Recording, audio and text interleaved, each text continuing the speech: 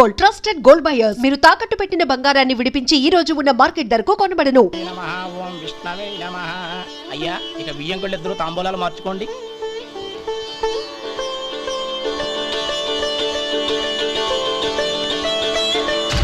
ఇదేంటి 45,000 ఉన్నాయి? అవునండి, ఒక 5,000 తక్కువే. సమయానికి డబ్బు అందలేదు.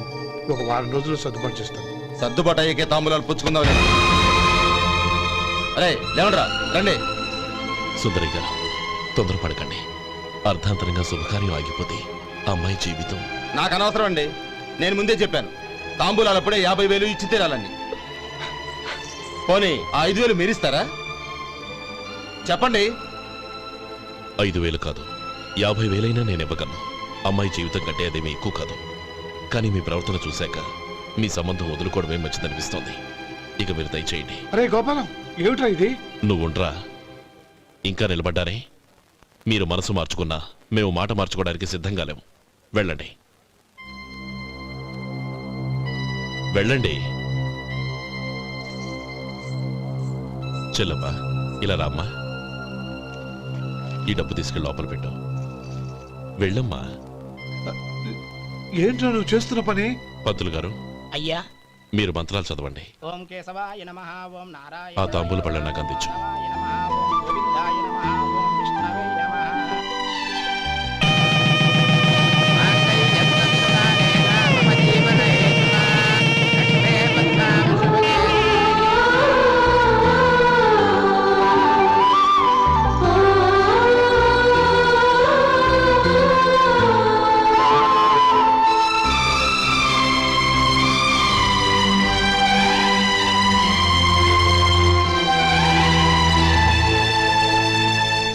పేర్లు చెప్పి లోపలికి రండి.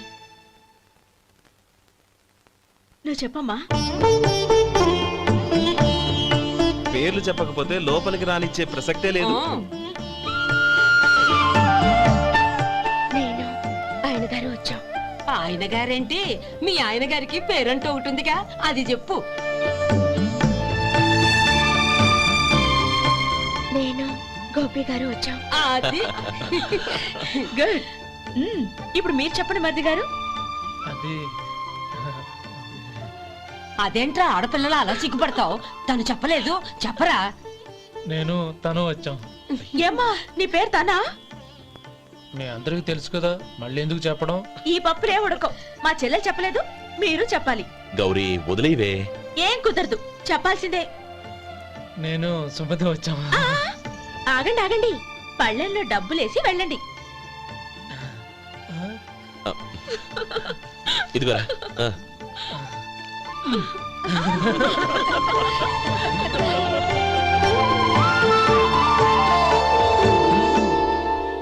ఒరే గోపాలం, సమయానికి ఆపద్బంధువుల్లో వచ్చి 10 మందిలో నా పరువు కాపాడావు. నీ తమ్ముడికి ఎన్నో గొప్ప సంబంధాలు వస్తున్నా నా కూతుర్ని నీ ఇంటి కోడలుగా చేసుకుని నీ స్నేహితుని ఆదుకున్నావురా. నీ రుణం ఎలా తీర్చుకోరు? చచ్చా, స్నేహితుల మధ్య క్షమాపణలు కృతజ్ఞతలు ఉండకూడదురా. రే ఊరుకో. ఏంది మళ్ళీ అప్ప? ఇప్పటికే 200 రూపాయలు అప్పు, మళ్ళీ అప్పు కావాలా? ఇదిగో ముందు నువ్వు చొక్కా పక్కన పెట్టు. అబ్బే వద్దండి, అసహ్యంగా ఉంటుంది. ఏ నీకేమన్నా గజ్జి తమర వగైరా రోగాలున్నాయా? అబ్బే అలాంటి ఏమైనా ఉండే, మొత్తం డబ్బు రేపిచ్చేస్తాను. అదేం కుదరదాయి. ఇవాళ డబ్బన్నా కట్టు, చొక్కా అన్న ఇప్పు.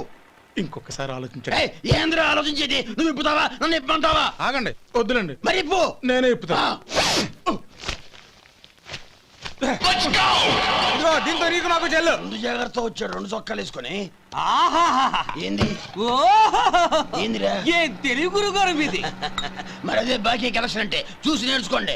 ఏంటి 220 రూపాయలకు 35 రూపాయలు చొక్కా తీసుకోవడమా? 35 రూపాయలు ఏంది? మరి 350 రూపాయలా? వాడిని ఆపరా, వెళ్ళి పట్టుకోండి పో. ఏంటి పట్టుకునేది? ఆడు బస్సు ఎక్కడము, బస్సు వెళ్ళిపోవడం అన్ని అయిపోయినాయి. నాకు జీతం పెంచవు గానీ డబ్బులన్నీ దొబ్బెట్టుకో. ఇక నువ్వు అధిక ప్రసంగం చేయమాక. ఈ షర్ట్ నాకు నచ్చింది. నచ్చితే అల్వా అల్వా అల్వా.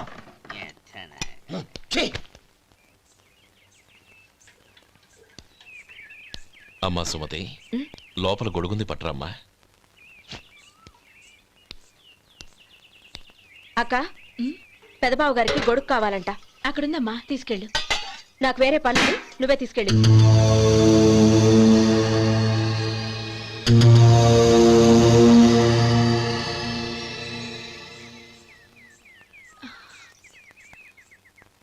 బావగారు ఉమ్. ఇదిగోండి గొడుగు.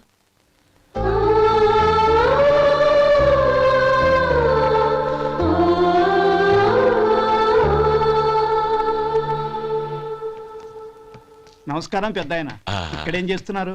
ఏం లేదు, మా ఆఖరి తమ్ముడు శేఖరం డాక్టర్ చదవడం పూర్తయింది. ఇంకో వారం రోజుల్లో వస్తున్నాడు. వాడి కోసం హాస్పిటల్ సిద్ధం చేయిస్తున్నాను. ఎంత మంచి మాట చెప్పారండి. వస్తానండి. ఆ, మంచిది. అయ్యా, తమరి దయ వల్ల అమ్మాయి పెళ్లి కుదిరింది. అలాగా, మంచిది. వచ్చే నెల 15వ తేదీ ముహూర్తం. ఓహో, తమరు కుటుంబంతో సహా దయచేయాలి. అలాగే. అమ్మా, ఆశీర్వాదం తీసుకురా. 10 కాలాల పాటు పిల్లా పాపలతో చల్లగా ఉండమ్మా. మరి మేము వస్తామయ్యా. ఉండండి ఒక్క నిమిషం. అమ్మా సుమతి, దేవుడి దగ్గర ఉన్న కుక్కబరిని తీసుకురామ్మా. అవును, అబ్బాయి ఏం చేస్తుంటాడు? రైస్ మిల్లులో గుమస్తాగా పనిచేస్తున్నాడండి. ఆ, ఎవరి మిల్లులో? వెంకయ్య గారి మిల్లులోనండి. ఆహా. అమ్మా సుమతి, కుంకుమేదమ్మా.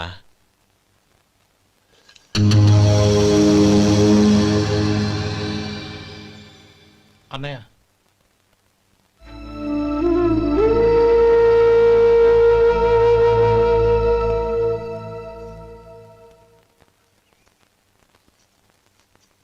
ఏయ్, ఏంటిది? వచ్చిన దగ్గర నుంచి చూస్తున్నాను. అన్న ఏం చెప్పినా పట్టించుకోవేంటి? అసలు మా అన్నయ్య గురించి ఏమనుకుంటున్నావు? అయినా ఏం చూసుకునే నీకు ఎంత పొగరు? గోపి, ఏంట్రా ఆ మాటలు? అమ్మా, నువ్వు లోపలికెళ్ళు.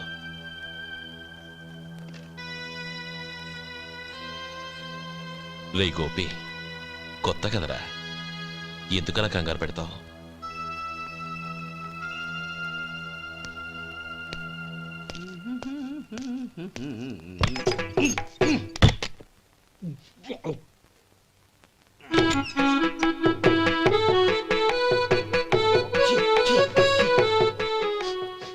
ఏంటయ్యా, ఎలక తెచ్చిన వాసన వస్తుంది? ఎక్కడా? ఇప్పుడే పోయింది.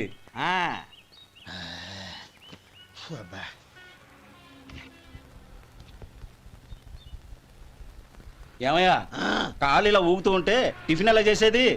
నా కాలు ఊగడానికి నువ్వు టిఫిన్ చేయడానికి ఏంటి సంబంధం? నేనంటుంది నీ కాలు గురించి కాదయ్యా, మరి ఈ కాలు గురించి. ఆ ముక్క ముందే చెప్పొచ్చుగా. ఉడతలో పిగేసిన తాట్యంకలాగా బొచ్చు నువ్వును. ఒరే సొంటి, ఆడి కింద ఒత్తిట్టు. అలాగే.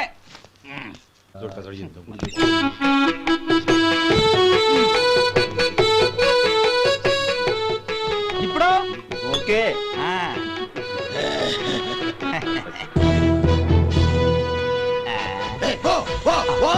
ఎన్నిసార్లు చెప్పాలి నీకు? ఒకసారి ఏదో బుద్ధి లేదు.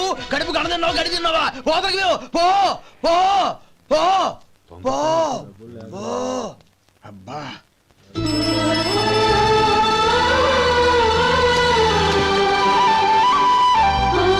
నన్ను ఆశీర్వదించాను. భగవంతుడు నిన్ను చల్లగా చూస్తాడు. ఏంట్రా విషయం? నాకు పోస్టింగ్ ఆర్డర్ వచ్చింది. అలాగా? మన ఊళ్ళోనే నన్ను ఎస్ఐగా అపాయింట్ చేశారు. చాలా సంతోషంరా.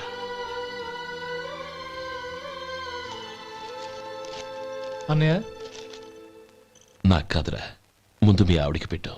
ఇదంతా అమ్మాయి దృష్టం. నీకు ఉద్యోగం రావాలని ఎన్ని నోములు నోచిందో, ఎందరు దేవుళ్లకు మొక్కిందో.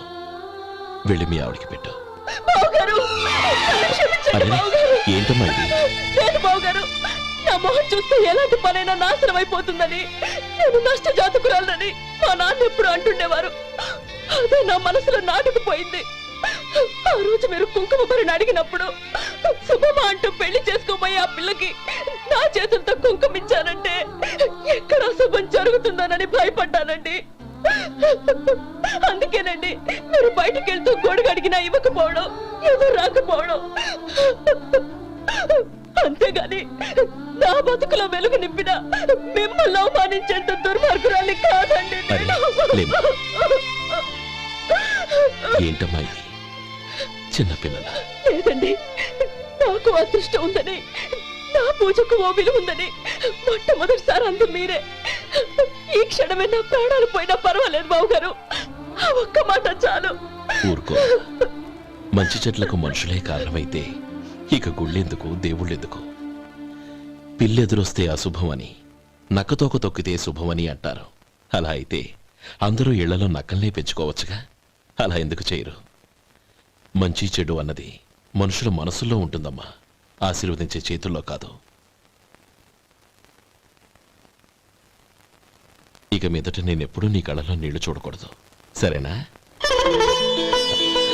రే, అమ్మాయికి తీపి తినిపించు. పెట్టా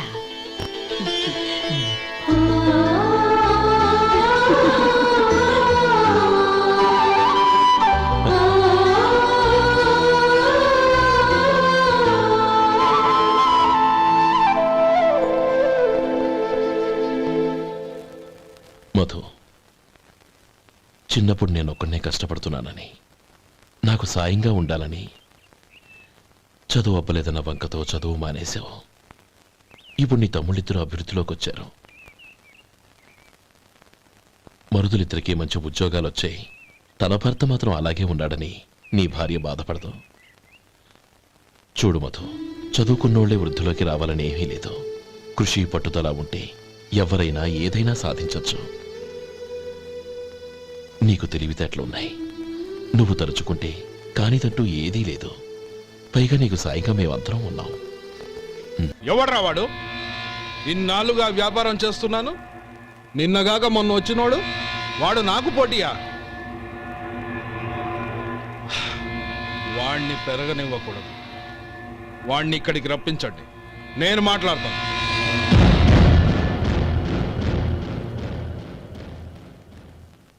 నమస్కారం అండి. రమ్మన్నారంట? నీ పచ్చళ్ళ కంపెనీ మూసేయాలి.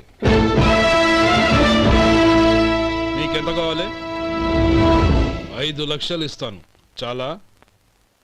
5 లక్షలు కాదు, 50 లక్షలు ఇచ్చినా నా కంపెనీ మూయడం జరగదు. బాగా ఆలోచించుకొని చెప్పు. ఈ వ్యాపారంలో పుట్టి పెరిగినోడ్ని, నాతో పోటీ పడకు. నా చేతి కింద 6,000 మంది పనిచేస్తున్నారు. ఆంధ్ర మొత్తం నాకు బ్రాంచులు ఉన్నాయి.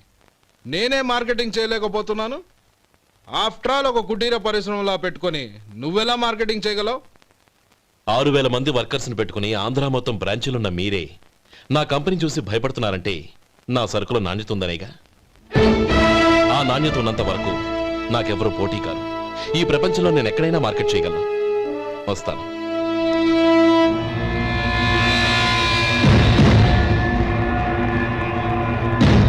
ఇక్కడ ఏం లేదండి. ఇక్కడ ఏం లేదండి.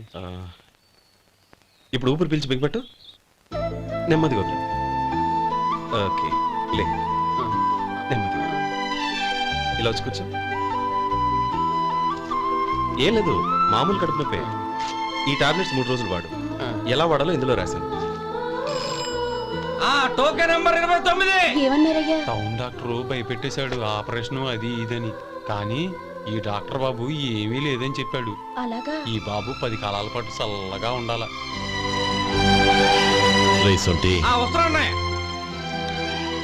రే, భగవంతుడి దయ వల్ల తమ్ముడు హస్తవాసి మంచిదని అప్పుడే పేరొచ్చిందిరా.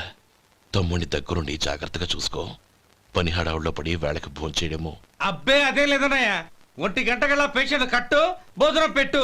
అది అలా జాగ్రత్తగా చూసుకో. నేను చూసుకుంటాను కదన్నయ్య, నువ్వు వెళ్ళు.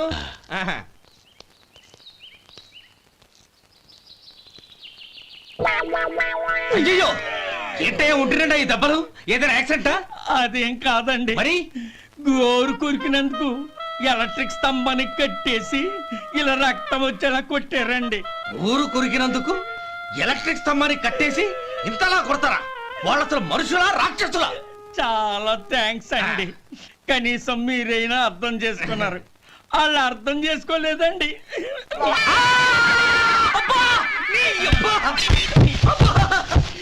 గోరు కొరకడం అంటే ఇదా? నిన్ను కొట్టడం కాదురా, నిలువురా నరికేయాలి. మన 2 ఊర్ల పొలిమేరలో ఉన్న ఈ మల్లికార్జున స్వామి వారి దేవాలయం జీర్ణదశలో ఉందన్న విషయం మీ అందరికీ తెలుసు. ఇన్నాళ్ళు మీ ఊరు వాళ్ళు పట్టించుకుంటారని మా ఊరి వాళ్ళు, మా ఊరి వాళ్ళు పట్టించుకుంటారని మీ ఊరి వాళ్ళు దీన్ని ఇలా వదిలేశారు. ఈ గుడి మీ ఊరికి ఎంత ముఖ్యమో మా ఊరికి అంతే ముఖ్యం. కాబట్టి మన ఇరు గ్రామ ప్రజలు కలిసి దాన్ని బాగు చేయించి కుంభాభిషేకం చేయించాలనే సదుద్దేశంతో ఒక కమిటీని ఏర్పాటు చేశాం. ఈ కమిటీలో 2 గ్రామాలకు సంబంధించిన ప్రముఖులు ఉన్నారు. కమిటీ ప్రెసిడెంట్గా ఎవరిని ఎన్నుకోవాలనే విషయంలో శ్రీ గోపాలరావు గారి పేరు, శ్రీ లక్ష్మీపతి గారి పేరు పరిశీలనలోకి వచ్చాయి. అందువలన మేమందరం బాగా ఆలోచించి తర్జన భర్జనలు చేసిన మీదట శ్రీ గోపాలరావు గారే అన్ని విధాలా ప్రెసిడెంట్ పదవికి అర్హులని ఈ కమిటీ నిర్ణయించడం జరిగింది.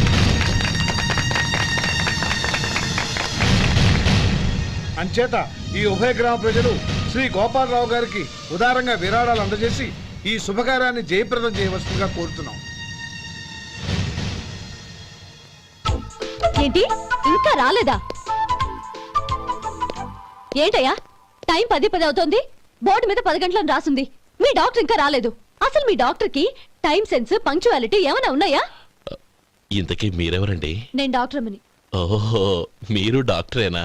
డాక్టర్ అంటే డాక్టర్ని కాదయ్యా, డాక్టర్ని చేసుకోబోయేదానని అర్థం. ఓహో, అవును, నువ్వెవరు? నేను ఇక్కడ టోకన్ ఇస్తూ ఉంటానులేండి. తప్పుకో, తప్పుకోవయ్యా. అవును, మీ డాక్టర్ కి ఎవరో అన్నయ్య ఉన్నాడంట కదా, ఎలాంటోడు? ఎలాంటోడంటే అదేనయ్యా, చాలా కోపిస్తని విన్నాను. ఎందుకని అడుగుతున్నారు? ఎందుకంటావేంటయ్యా? ఆ అన్నయ్య మాట వినగానే మీ డాక్టర్ గడగడా ఉణిగిపోతాడు. అసలు డాక్టర్ చదివే తమ్ముణ్ణి అలా భయపెట్టచ్చా? తప్పు కదా? తప్పేనండి. కాని కాని నాకు మీ డాక్టర్కి పెళ్ళవని ఆ అన్నయ్య సంగతి అప్పుడు చెప్తాను. ఏం చేస్తారండి? ఏం చేస్తానా, సంవత్సరం తిరగకుండానే కవల పిల్లల్ని కని వాళ్ళ అన్నయ్య చేతిలో పెడతాను. వాళ్ళకి 5 సంవత్సరాలు వచ్చేసరికి ఆయన్ని బాగా మొట్టికెళ్ళేస్తారు. అలా నా కసి తెచ్చుకుంటాను.